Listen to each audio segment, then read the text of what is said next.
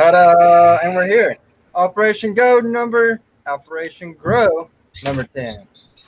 And we're all here. We're doing good. Everything's beautiful. Sun's out. Things are growing. Life's great. Weed is good. The females are even better. So what's Hey, no everybody doing? complaints How's it there. going, Pete? How are you? Hey, all good here in the UK, must say. We've been having some stunning weather, so for all of the actual UK watchers and listeners this evening, keep that in mind. This next week is going to be a scorcher by the looks of it, by UK standards. So keep an eye on temperatures, get that humidity in check, take appropriate action. But yeah, otherwise, everything is good. All right, all right. Richard, are you with us? Yeah, I'm here. How's it going? Doing well, man. And yourself? Have you had a good week? Yeah, it's been a good week. I'm doing pretty good. The bobsleds are doing good, and they're ready to be flipped. Nice. So Yeah, I see Mystic's already ahead of us all, and she's on her fucking dabs. Dabs up, everybody. Then we got, what about with Dr. Wiggler, man? What's popping over there in farmland? Wiggle, wiggle, man. Just doing a thing. We've been working the fields, getting some hay done up because we had some real good weather. The rain's been holding off, and then we had the monsoon storm come through the last couple of days that, there's a bunch of rain. Weather affects the farming industry a lot, so that's why I'm always talking about the weather, I guess. Did you have some shit get fucked up? No, we didn't have anything get messed up. A couple of neighbors lost some trees. We helped them clean them up. No big deal. Hey, firewood, right? Oh, yeah. So, what about Mad Monkey? What's popping over there in Mad Town? I'm getting ready to put them in their final pots tonight. I'm sure you guys saw before they're all they're a little shrunk, a little small, not really shrunk, but yeah, I had to stunt their growth and dry everything out really bad because I found root aphids. I've never dealt with those things ever my entire fucking life, and yeah, so I just freaked out and took care of everything to make sure they weren't anyplace else.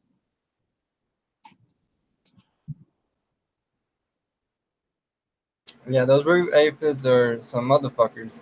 I think Dirtman Dan talks about those bitches.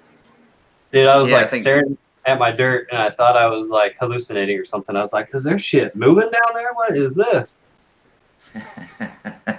Yeah, bottom feeding or watering seems to be a good way of avoiding, well, helping reduce the root aphids.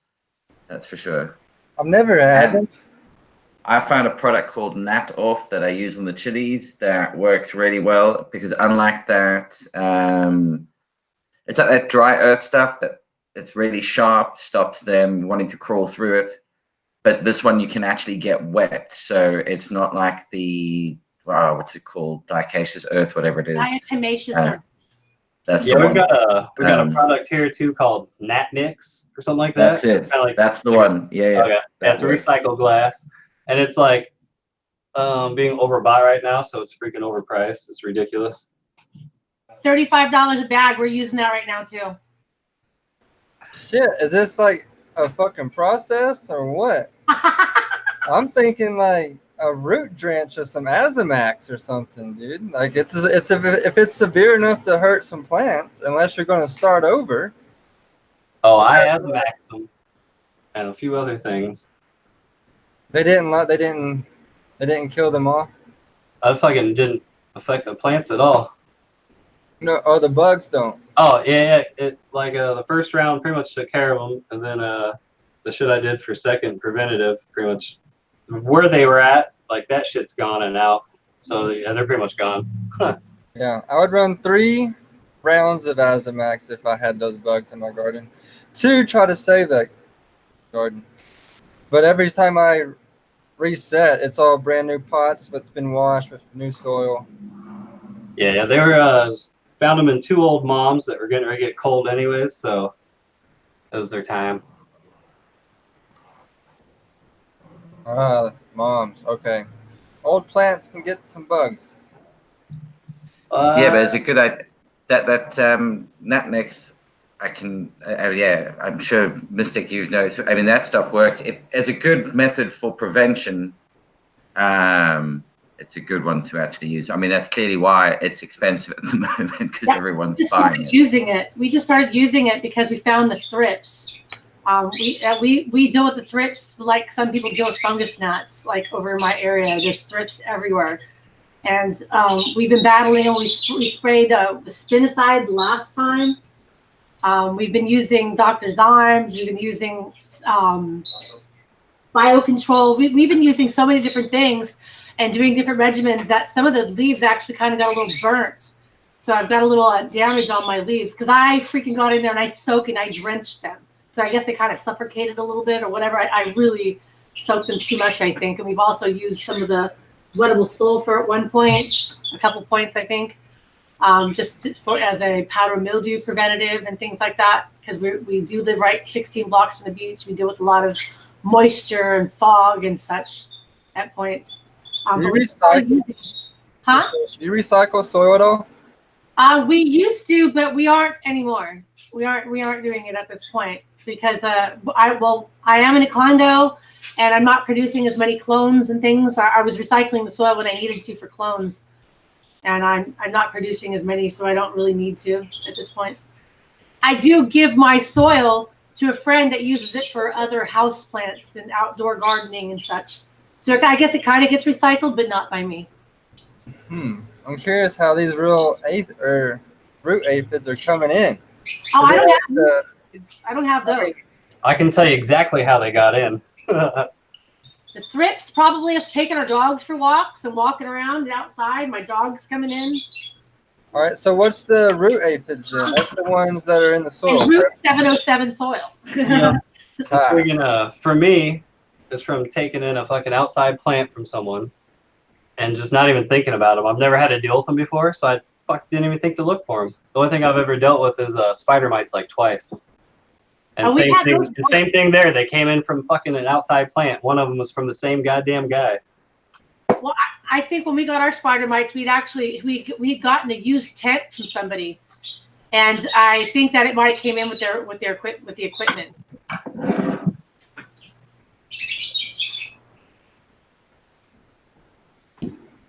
Yeah, just seeing from WV Grown talking about getting bud rot and that during flower.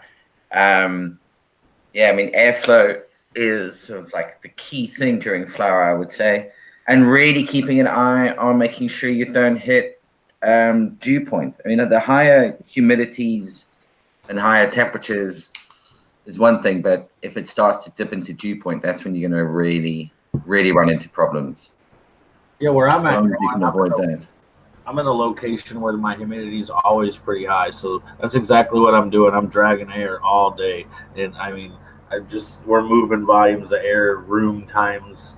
You know, we're picking my room 3 times a minute to pull air out of it. Basically, that's what I'm trying to shoot for. Just because the humidity. Yeah, I believe the recommendation is sort of around Same here. 2 meters a second or 2 feet a second airflow is sort of optimal in reducing things like molds and bud rot, etc., from forming. Is anybody else worried about their rooms? Because I feel like I want overkill of wind in there. It's almost like a whirlwind when I walk into my rooms, and I think that's what I like.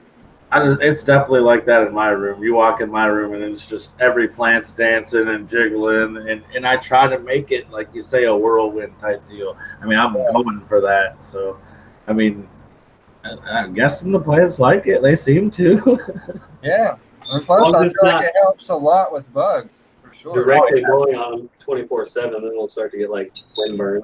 Yeah, nothing's directly blowing on a plant. I don't directly blow any kind of air on a plant. It's all oscillating fans that just blows it all around, but it's kind of like a big old fucking wind tunnel. What I'm worried about with my room is space. Space and my tent, it gets pretty hot with all the cob lights in there. It gets kind of hot in there. So, To 96. It got up to 96 already, and we're not even in flower yet. We haven't flipped the other lights on. Woo! They put more lights in there, so it's going to get a little hot. Do you not have any kind of extraction? Huh? Do you not have any kind of extraction? What do you mean? An exhaust fan. Yeah, we have exhaust fans. We have Xfinity fans. AC. AC Infinity. We have 2 AC Infinity fans in there. And we also have an oscillating fan. But I'm just worried. Just that's my concern is the heat. What's the room conditions that the tent's in? Is it like in their bedroom or the garage? The garages, man, are hard to control that temp too. Is it hot in there? Well, no, it kind of stays it stays around 70, I think, right, on a normal. 65 between. Well, it stays pretty cool sometimes. You could put a window unit in that room and make the ambient temperatures of the temp. We don't own it, and we're in an HOA in a condo, so. That's why for the longest time I wasn't growing. I shut down for a while because we're trying to save to move, and we're still saving to move. But I need my medicine. So. Summertime was hard to grow in the garage. Yes. I could somewhat control it in the winter, but the summers was like it's impossible. It was over 95 all the time. I have a little portable. What's it called? AC. Kind of an AC, yeah. Where you put swamp cooler. Yeah, I have a portable swamp cooler, but I'm also worried about putting too much humidity in there. So we'll see. When I was in Florida and I had a room in the garage and it was really hot in the garage all the time, I basically used my house as a lung and I sucked air and pushed air out of the house into the room constantly. So the room was actually the temperature of my house. Yeah, that's what I don't know how with our where my tent is. It's like right there where if I open the door, I can't open the door when the lights are off because I'll send light into the room. And I don't want to do that in flower. So I won't be going in there when the lights are off. I literally just, cut into the air handler box into my house in Florida, and I was just literally stealing air straight out of a vent, I wish I could do that. Right into the house and then right out. Taped it right That would back be cool up to with see that air more. handler tape. You got to be careful with stuff like that because you can put a pretty negative air pressure on your house. Yeah, I'm not the air guy. I'm the guy that made my grow room run perfect. But that's my concern. Carbon monoxide for you kids, come on. So whatever keeps putting the boiler out. But yeah, that would be cool to see. Is like more, as you said, like a lung room being used to get the air and that mix right before it gets hauled into the actual grow environment itself. Get the humidity dialed in, so you're not sucking a big cloud into the grow space. Yeah. So what's everybody's plans for coming on when it comes to flowering now? Today's the day, is it not? Are we ready? Everybody's gonna flip. I do believe. I'm ready. Today's the last I'm day ready. of the edge, isn't it? So are we flipping tomorrow or are we flipping to tonight? We're following you and Stoney. You and Stoney have the tallest plants, so the height is a big issue in Stoney's eyes. I can see that. So we're ready. We were to flip. thinking that we were going to go ahead and. We're ready to flip now. Whatever day you call it, we're flipping. Let's do it between here and Wednesday, right? I would think. Because we can go ahead and talk about this now as well, because we're going to have a show Thursday at this time. We're going to change the day to Thursdays from now on, and no more Sundays since everybody's in summertime. Everybody's weekends are busy. I feel like middays and the weekend or the week, we can hit more days that way. More people. Cool. So what time are you thinking? What time are you thinking doing that? Oh, you want to time it down to the time and everything? No, well, for the show. Oh, same time. I'm sorry. I thought you were Same time, 2 o'clock on Thursdays? Yes. 1 o'clock? 1 o'clock Central? 1 o'clock Pacific, 2 o'clock Mountain, 3 o'clock Central, 4 o'clock Eastern. Okay, all right. And by the way, our lights turn off at 3 today, and we will not turn them on again until tomorrow at 9 p.m., and they'll go into flower. Okay, so tomorrow, Monday morning at 9 a.m., we flip from 12-12 to 2-12-12. PM. Right? We're doing PM, but Agreed. PM tomorrow night. Downtown. I'm gonna let a couple of them go a little longer though. I'm not gonna flip them all. What do you mean? What's happening? is it too small?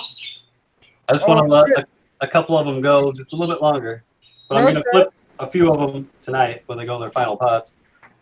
Oh yeah, I still have to do a transplant myself. I'll transplant them and just sit them in there because they're little babies in 1 gallons. It's okay though because they're still gonna give me some nice buds because I've seen people just do test runs with just this because you don't want to flower out for fucking 60 days or 4 months a big plant, 3 months a big plant to like flower if it's a tester. So who else transplanted their plants into big pots like right away to give them their final home? Like I know we did. My plants got huge because of it. Like, and you guys are still in 1 gallons? I was in 1 gallons until like last week and this week, and then I transplanted in 10s and 3s. So I mean, I'm pretty recent. As soon as I put them into their 7 gallons, they just like shot out. Oh, so did my 1s and 10s and 3s. They went crazy. So. Well, they're up to my knees. I'm still gonna have a good plant, but yes, they're still in 1 gallon pots because I do like a 60 days in a 1 gallon or 2 gallon pot. Then it'll go 60 days into its final pot, right? Still vegging. Then from there, it'll go into the bud room and bud. That's a long veg, yeah. That's kind of the cycle I have going. But it's just a big cycle. It just rotates in and out. There's not like I'm ever waiting for plants or anything. Right on. Hey, everybody's got their own cycle in their own way, right? Things that work best for them and their environment. Yeah, so these guys have made it to the first stage, which, I mean, they're still nice. They're thick, girthy plants. They're going to give me at least, I would say, a ½ ounce each. 2 ounces. 2 ounces each. My bad. Nice. Just a quick question that's coming from Southern Gypsy. What's the final plant count that everybody has? What does everybody actually have going into flower? Wait, what? Say what? Southern Gypsy just asked in the chat. She wants to know how many how plants is everybody going into flower? Oh, how many plants? Oh, I have 6 females. I have 6. I have 6 Jamaican females. Bobsleds. I had 6. All right, I'm putting 5 plants in the flower out of 10, and only one of them is a confirmed female. So. And I think that my plants are going to produce between 2 and 4 ounces a plant. I'm willing to bet I'm going to get 4 ounces. It's pretty close to a plant. Are we all going to weigh and compete? Yeah, of course. Let's do it. I've got for sure 4, I think 5. And the rest are like to be confirmed at a later date.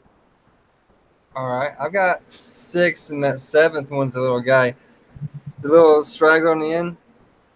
See, the ones that came up twins, I was kind of wondering if they're like genetically the same or if they're freaking different. What size pots is everybody going to be in? Final pot. 7 gallons here. Oh, like 5 million gallon here. 5 million? What are you talking about? Is that a flood and drain system? Is that comical? You plant them right in the ground. Oh, you put it in the ground. No, I'm gonna do some in 5 gallon pots, and then some will go into some water. Okay, cool. Mine are going to be in 5 gallon actual, pot or buckets. I just use 5 gallon buckets. It's kind of a family tradition for us. Well, Richard, what's your final pot size? Most of mine are final in 3 gallon fabric pots, and then 2 of them are in 10 gallon bucket company buckets. Okay. Those ones in them bucket company buckets are huge. Yeah, they're monsters. Yeah, they are. And Those even are the 3 gallon ones are even monsters too. They got like 15 to 20 tops a piece. That bucket system, you've seen a difference in the explosion of growth in that guy? Oh yeah, man, those things exploded within 2-3 days of putting them in there. They probably almost doubled in size. Just got huge. But I tied them down too, so I had a lot of explosive growth like underneath and stuff too.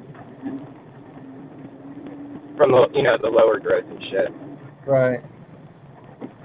Those buckets, man, that's pretty cool shit. Yeah, they look really interesting. It'd be cool to see the results from those. Yeah, they're the fun. Med Grower One just kill it with them, and he just posted today how he's happier with his grow than he's almost ever been.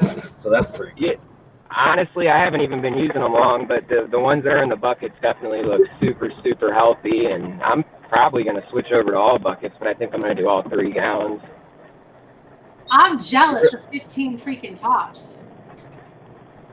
Yeah, I mean, most of them have 15 to 20, and then there's a few that got like 10 to 13 tops. So, I mean, I've only tied them down once and topped them once, and they just exploded. Damn. That's the training, huh? Yeah, it's all it took, I guess. I mean, they basically trained themselves. They made a nice canopy without even trying. Like I said, I tied them down once, and then they just did the rest.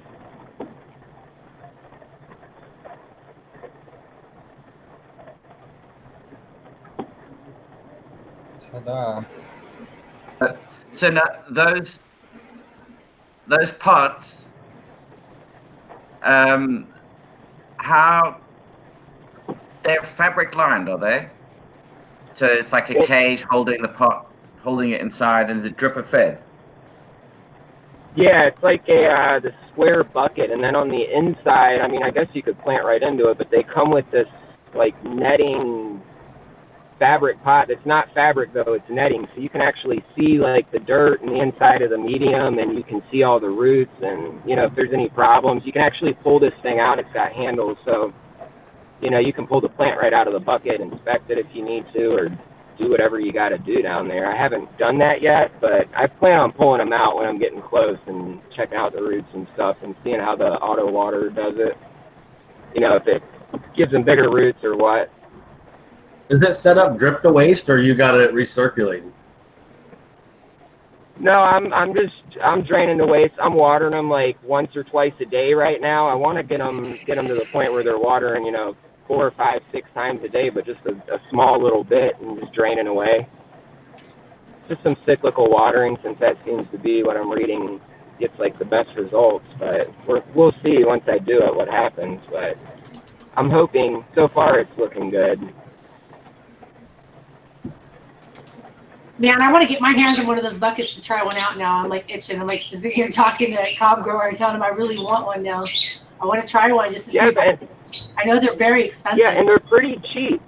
I think they're pretty relatively priced. I think they're priced really good too. They're not super expensive. Are they like my buddy actually grabbed the ones for me, but I saw them at the store. They were like $20 or under. They weren't bad. Really? Yeah, and they come with, you know, the sprayer and the legs and the connections. It's not like you just get the bucket. You know, you get all the shit that comes with it. So oh, okay. Well, it's a good deal. Has anybody tried or seen the Autopot gravity-fed system? Actually, my buddy who bought me those has those, and he hates them. He stopped using them and got the bucket company thing. He wasn't a fan of the Autopots, he said. I haven't run them myself, though. Do the bucket ones, does that require a pump to drive them?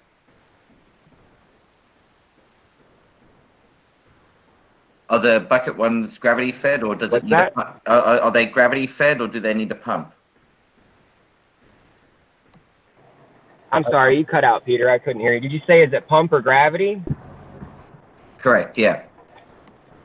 Yeah, no, it's the res is fed with a pump, so it pumps up to the bucket. But you could set it up gravity feed, put your res higher than the system, and set it up on a dripper. Absolutely. Yeah, absolutely. If you wanted to, I don't see why not. But yeah, I just have a pump going. It's just easier.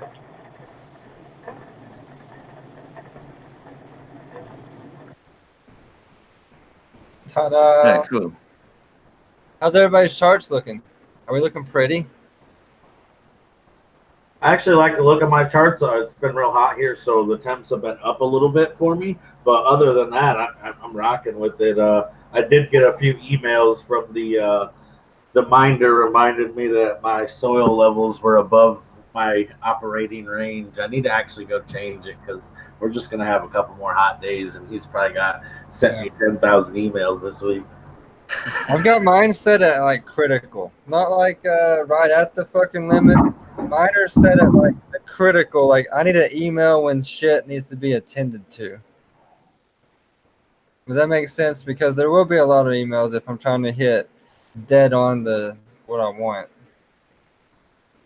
Well, if I didn't have this crazy heat wave in Michigan, then I would have never had this kind of issue. Like my soil level should never be in the 80s, but it's literally 90s True. outside. Yeah, and I couldn't compete. That's all there was to it. My veg is not set up with AC or nothing, and I just couldn't compete. Yeah, if you're hitting 90 in the grow room, yeah, your soil can get hot too.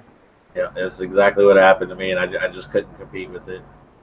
So, That's where I've got mine set, I think, at 89. If it hits 89, that means there's a problem in the grow room that I need to go down there and tend to, like the AC is pretty much froze up. and that's what I did. I set it up to where it would be like that, and then at this point, there's nothing else I can do about it. So I'm just like, oh, okay. Well, yeah, if you don't have any like secondary alternatives to accommodate, yeah, I can see where it's just more like, well, that's a fuck. Yeah, I mean, it's a week here that it's just like the craziest temps that we've had in years. So I'm just gonna rock it. When this week's over, we'll be back to normal. Damn, Skippy. I dig it. But my humidity's been down, actually lower than I'm normal at, you know. But I'm still in that range, 10 to 15%. It's pretty nice. You know, these are looking pretty good. Jeez, there's tenacity with all of them. So this is Tenaci's, huh? So it's basically, I have 2 in the bud room and I've got 2 in my bedroom, which is where the BadgersDank and some other plants are. In the bud room, I've got 2 on each side of that room monitoring it. See, lights are off right now in the bud room, but the bedroom, we're game on, son. Is there a way to remotely reset the minder unit, or do you have to do it just by unplugging it? Great. You have to just do it by unplugging it.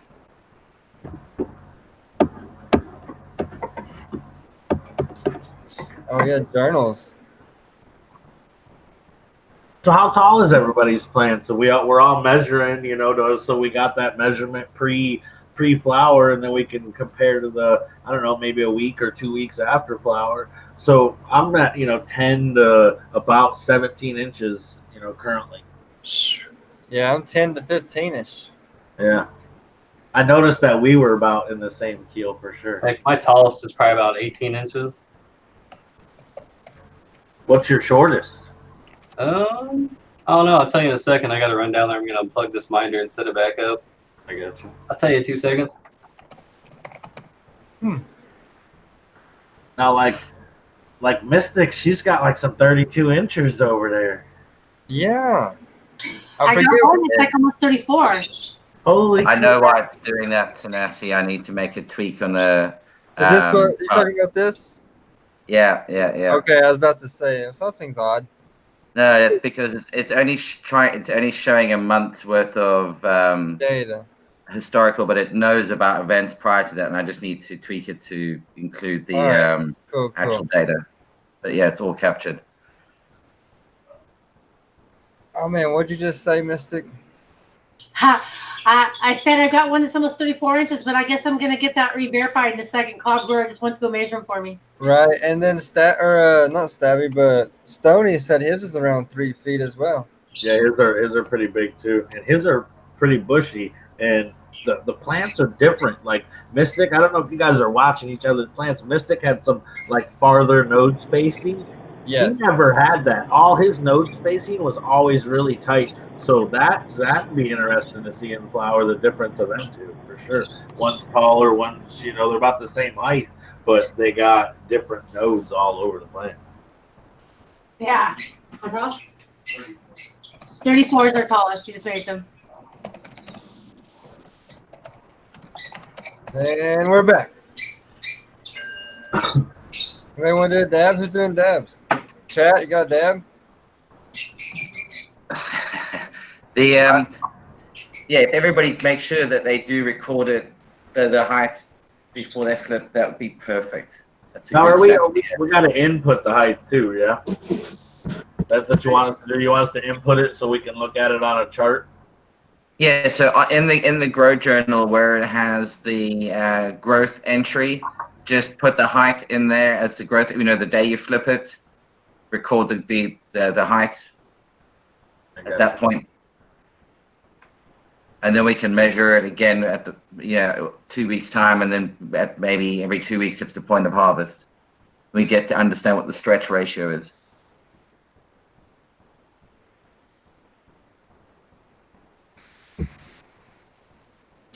Choking on my dab real quick. Okay. All right, I'm back up. Did I miss anything? What's the height of your plants? We were just talking about. The tallest I've got like 6 of them that are 18. Then 2 of them that are like 12 and a half. And the other ones are like kind of in between there. What are we looking at now, Peter? The water temps were in the hundreds, 108. Is that Celsius? Like my Where? I pray that's Celsius. It's not No, right. but you pray it's not Celsius. No, it'll Oh, just yeah, be you're the right. initial. It does an initial reading where it'll just give like 85 degrees, 85.2 degrees or something like that as an initial, as the sensor initializes. And normally it just gets, you probably normally never see it because it happens so quickly. And it gets filtered out of the charts and that. I was gonna say my fire temp looks like it's right now, and my humidity looks like it's right now, but the water temp is like. Yeah, no. Give it a refresh in 30 seconds or so, and it should be. All right. Oh, so that's you, man. Oh, wow. So that's your reservoir? That's what that's saying? No, that's actually just the soil level. Okay. But it's not actually that hot. I was just down there. It's only like 82 degrees in the room. And don't always say at fire temp, that's your canopy, and then, the fire relative to humidity, that's your canopy. Yeah. I thought you had that mug sitting in the hot tub. I was No. confused for a second. I was like, oh, shit. But I guess he grows that fire, so.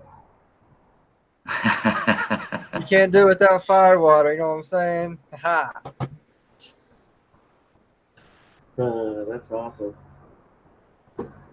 Well, 108 is what, 30 something degrees Fahrenheit? Well, what's that in actual Celsius? Yeah, I guess that's way more. She is dropping. She just dropped almost 15 degrees.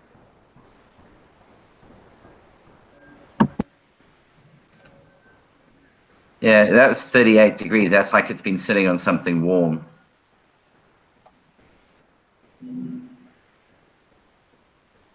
But yeah, that's coming down. So that was sitting on something warm. That sense is particularly accurate and sensitive.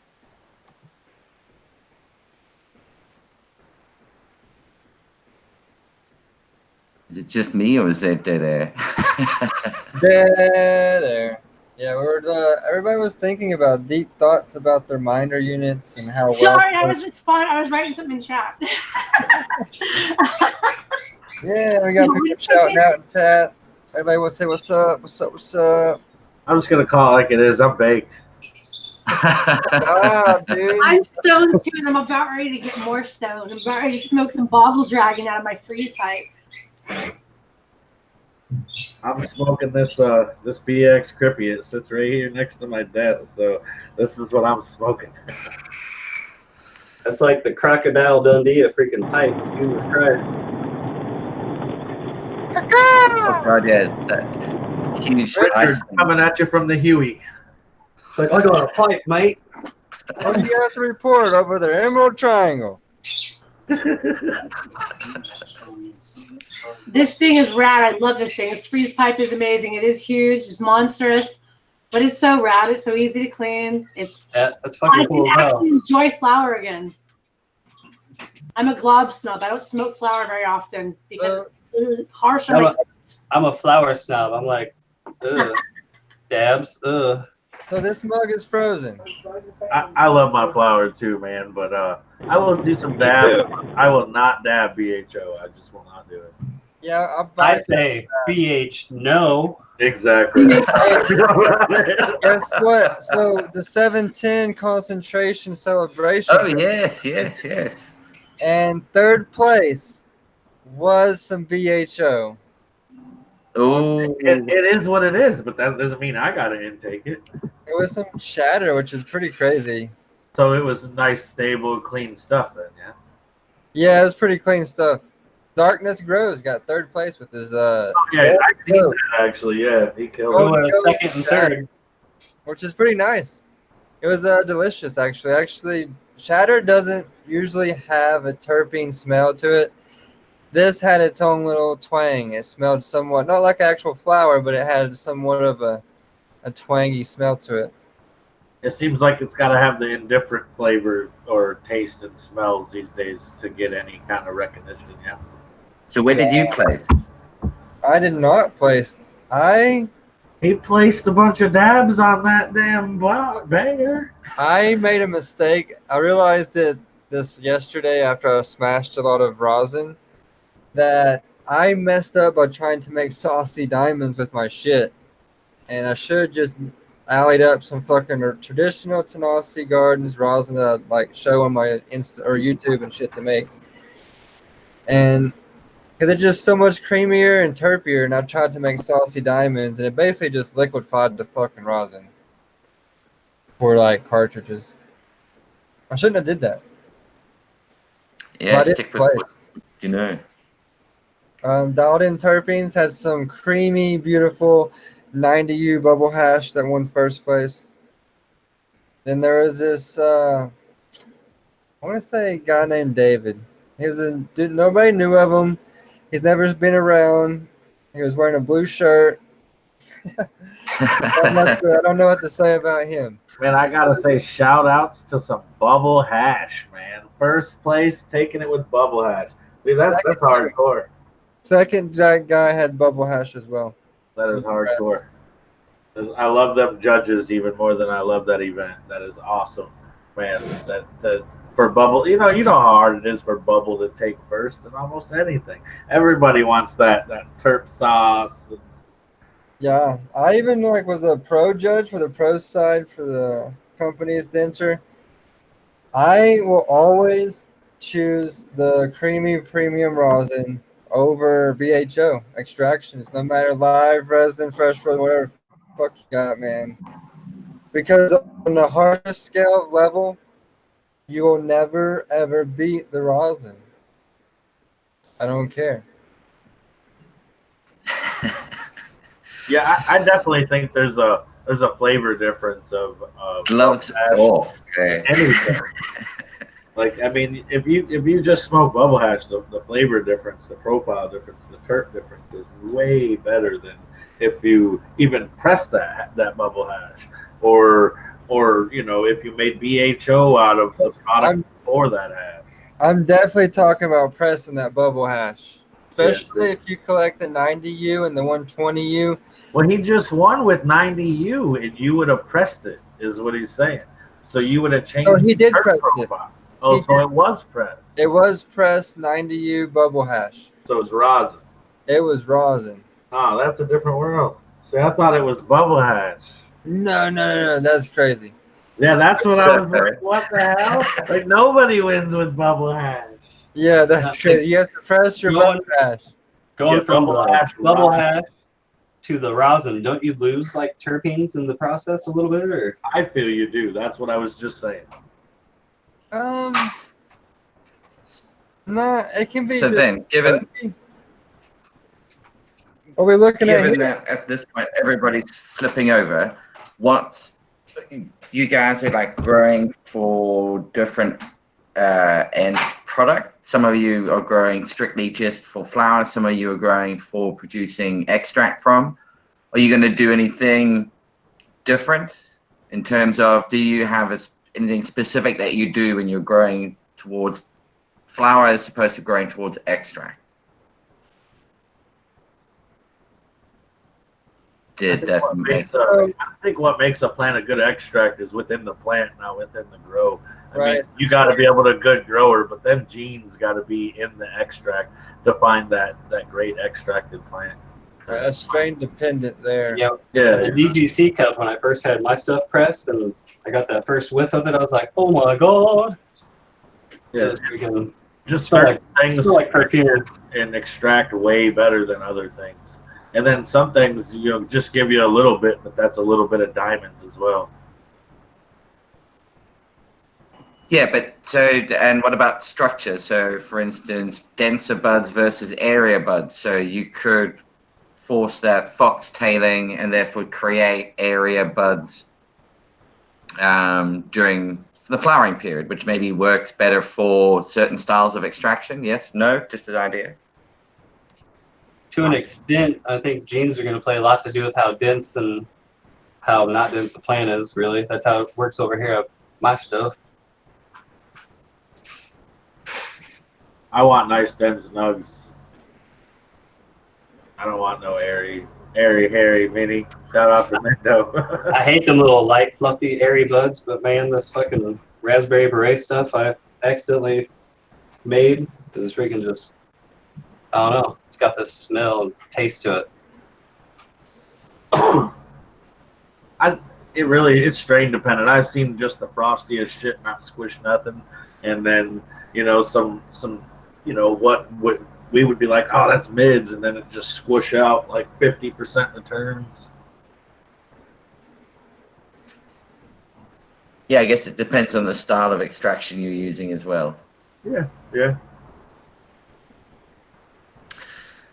And then any pre-boosters that you're going to give it? Anything? I mean, tenacity, we know you're just going to give it water because you've got your super soil going there. You're not going to give it anything extra, or you're going to give it a little bit of a kickstart with something? Just a transplant, and it would just get recharged in Mammoth P, pretty much. CalMag, a little bit of CalMag. That's pretty much all it's going to get for the rest of its life. Yeah, mine will probably just get some water and some worm teas. Maybe an FPJ tea. Like an FPJ tea out of basically just a compost tea with some FPJs in it. Your own creation? Yeah, I got a few different ferments over here. Actually got some fermented fruit juices, which is FFA, and I got some fermented plant juices, which is FPJ. It's all Korean natural farming. You can look it up almost anywhere. Yeah, no, I'm thinking that'd be interesting to try that in the greenhouse at some point. I'm thinking it really with cannabis it plays a good role in. You can tighten your buds real nice with some, and you can also get some really nice flavors out of some buds with some nice FPJs. I love my FPJs and FFJ. We're gonna do an NPK booster tomorrow night when the lights come on. Cool. What are you using as a booster? Sorry, Peter. No, go ahead. Mystic, what are you using as a booster? What are you putting in it? Hold on, he's gonna get it for me real quick. Okay. Just got her secretary running to go get the bottle real quick. Goddamn you just can't get that help anymore. Tuesday. Oh, look, you're within the green, Essay. You're back down. Sweet. What happened, dude? Just something skyrocketed your shit up to fucking 108. No, it was never, ever that high ever. Ah. We're Does using it. Does Sorry. 85 sound right? It's close. It's like 82, like right on the dot. I've got multiple other meters like checking. Crazy. Humidity is pretty much right on. Shebang. She's getting back in the limit. Something happened. A surge. What you got going on, Mystic? What's happened? Okay, so this is the 5-gallon bucket hydroponics, the mono potassium phosphite greenhouse grade. It's the NPK for the hydroponic systems, whatever. What do the numbers read on it? Yeah, it's formula, huh? The numbers? NPK numbers? It's 05234. All right. Yeah, that's what it says. And what are you going to do with this? You're mixing it in your soil? We're mixing it in the water. Water. Yeah. You wouldn't want to put that right in the soil. That'll fucking burn some shit. Say again? You wouldn't want to put that right in any soil. It'll like burn the crap out of shit. Oh yeah. Yeah, we're And then kind the- of going along with Green James, what he uses in his regimen. And then do you use it just at the beginning, or do you use it throughout the flowering period? The first 2 weeks. Just the first 2 weeks. Okay, and then you switch over to something else, or Back to regular gin. Back to the regular Jacks. If I'm Almost an correct, echo that's there. basically that's a buffering solution or a phosphorus and potassium. That's the, yeah. Yeah, it's just a little booster. no? Cool.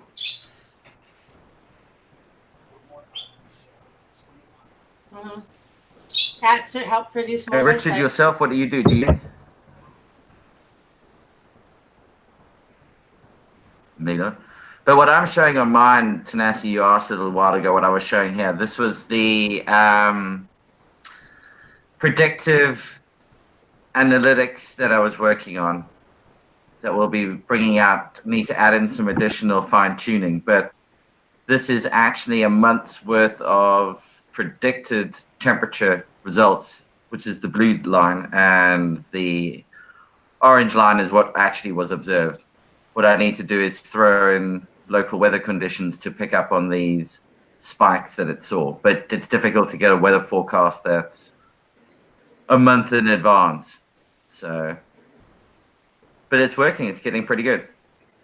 So the idea here is to be able to give people some indicator if they are able to, for instance, submit their local weather forecast. We'll be able to give you a much better prediction as to what's going to happen to your environment in the next 7 days, or however far out your local weather forecast goes, based on historical local weather forecast data and your historical environmental data. Because even if you're in an indoor space, you tend to be affected by the general ambient weather conditions. It does. The outside temperature does play a role in the fucking indoor grow. That's for sure. And the humidity. I mean, especially up there in Colorado, you guys struggle with that really low humidity. And I'm sure down on the coastal regions in Florida and that they must suffer, and where Mystic is, suffer a lot more from a high humidity. And Dr. Wiggles, where you are, seems to be fairly high humidity zone. Yeah, we're in a peninsula here in Michigan. We got lakes all the way around us. We tend to have higher humidity here. And even in the wintertime, it's always humid. I mean, I got EUs running all the time, basically. Yeah, I'm sure if you actually look back at your humidity charts, you could look at them and see what days it was raining outside by looking at charts gathered from data indoors, because you'll see that the humidity just rises up to match what's happening around outside. Absolutely, you will. You'll definitely be able to tell that from the charts. It would just be spikes for days or hours or however long it spikes for in the actual humid, yeah. And the idea with this is when we are able to now collect the growth data, and then at the end, the different chemical compositions, well, the amounts of the different chemicals. Ideally, at some point, we'd be able to record that information throughout the growth cycle. But then be able to say, given these environmental conditions, this vertigation regime that you've used, this is the likely chemical profile that you will get. With this set of genetics, of course.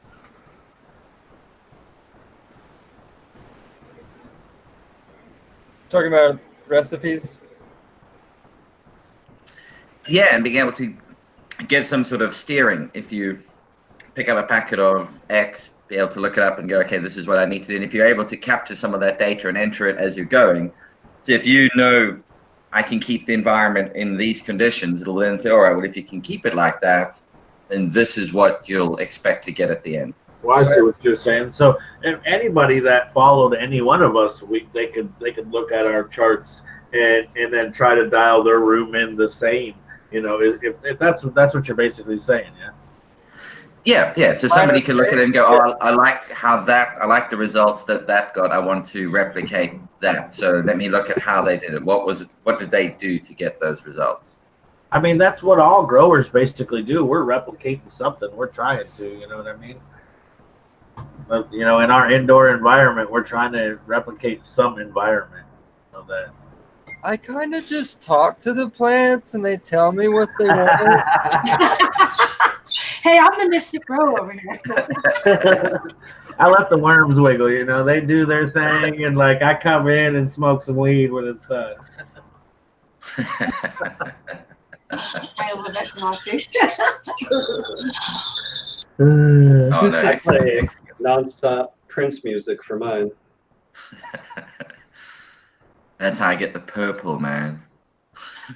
I got the sonic bloom going, so I got music going all the time. I've got like, You know, the birds. I bet you the plants love that. oh, they probably do. Yeah, I mean, I gotta imagine in like, you know, nature there is some kind of reception between all living things, and they gotta be able to recept that more than like if there wasn't any around.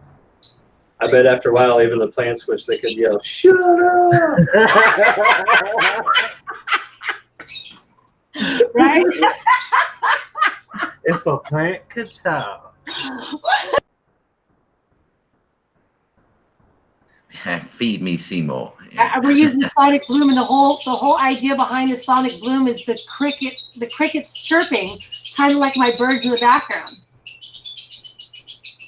The crickets chirping promote growth in plants. Well, I know scientifically they proved that like Mozart music will help plants. So that's what's playing with it. I used to play that in my garden for years. Like I just had a radio playing just random Mozart stuff. And then like I recently put the iPad back in there and I'm going to start playing music in there again. I don't know if I'm going to play Mozart, but I just did that because it was a scientific fact. I was like, all right. Yeah. Doesn't matter what it is so long as you play it loud. Anything always got it going. kind of grows better, whether it be plants or animal or human, you know, if we have like interaction and touch and speaking to us. Oh yeah, I love interacting with my plants. I go out there and I like to touch each one of them, at least touch the leaves, like let them know that I love them. You know what I mean? They need, I don't know, I feel like they'll produce more if they feel more love. The mystic girl here.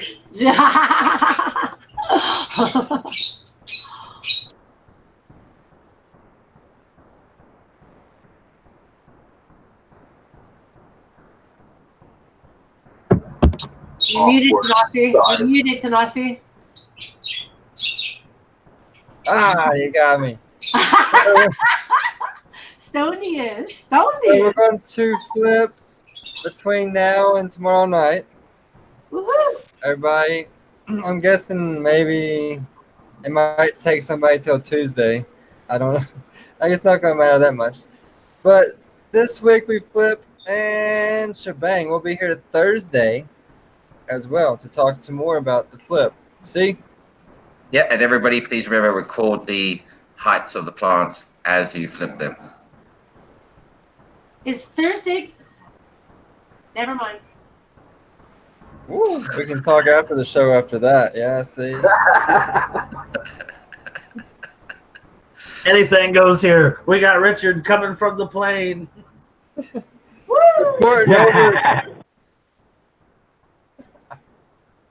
All right, guys. That's fucking hilarious. I'm glad we're laughing. That's what I meant to be. Someone's got a soundboard.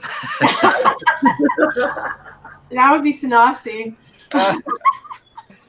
Timing is everything, guys. I can fuck it up in a heartbeat.